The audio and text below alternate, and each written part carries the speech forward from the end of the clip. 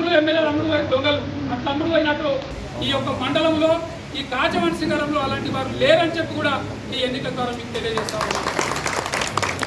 ముఖ్యంగా ఈరోజు మరి ఎలక్షన్ జరుగుతూ ఉంటే మీరందరూ చూసారు, అలాంటి దుష్ప్రచారం చేసిన వాళ్ళు కూడా గవర్నమెంట్లను నమ్ముకొని మమ్మల్ని ఇబ్బంది పెట్టిన వీళ్ళంతా కూడా ఈరోజు కాంగ్రెస్ పార్టీకి అండగా ఉండి కాంగ్రెస్ ఉప సర్పంచ్ కైవసం చేసుకున్నందుకు నిజంగా వార్డు మెంబర్లకు నేను ఏకదాటిమై ఉండి ఏ విధంగా మన మీద దాడి చేసారో మీ అందరూ చూస్తూ ఉన్నారు.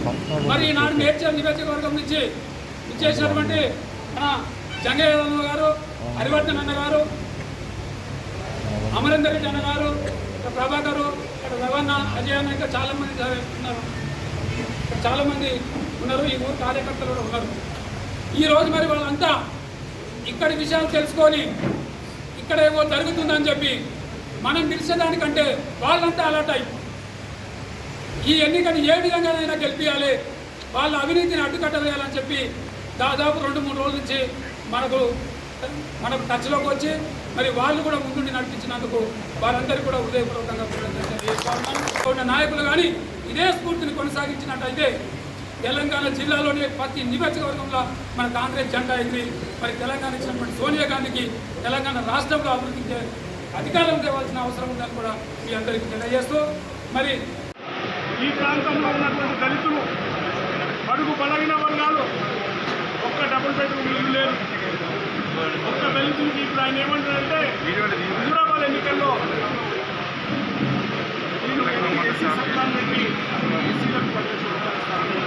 అయ్యా మేమేమంటున్నామంటే ఈ ప్రాంతంలోనే దళితులు ఏం పాపం చేసి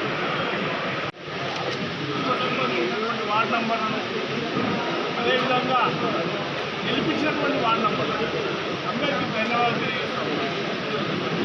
ఈరోజు ఈ ప్రభుత్వానికి ఒకటి డిమాండ్ చేస్తూ ఉన్నాను.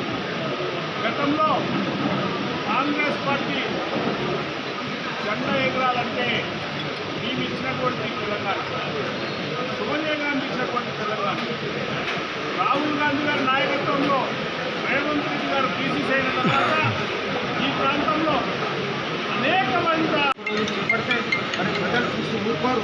రాబోయే కాలంలో కాంగ్రెస్ పార్టీ తెలంగాణ ఇచ్చినట్టు కాంగ్రెస్ పార్టీకి మరి అండగా ఉండడానికి ప్రజలందరూ కూడా చూస్తున్నారు. మరి కేసీఆర్ గారికి ఒకసారి అవకాశం ఇచ్చారు, రెండోసారి అవకాశం ఇచ్చారు. అయినా ప్రజలను మోసం చేస్తూ, బొమ్మ చేస్తూ, వంచిస్తూ మరి ప్రజలను దోచుకొని ప్రభుత్వ భూములను దోచుకొని